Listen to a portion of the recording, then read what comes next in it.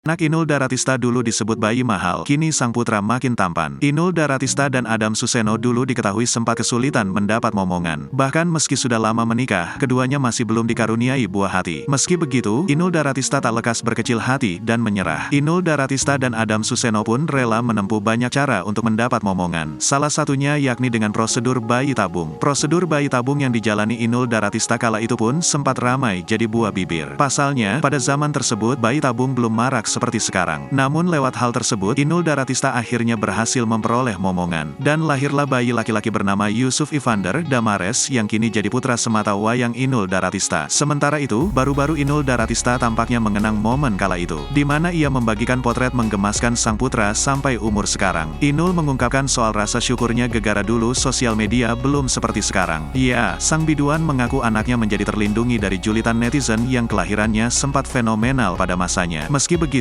kala itu masih saja ada yang membicarakan hal aneh anak soal sang anak yang lahir lewat prosedur bayi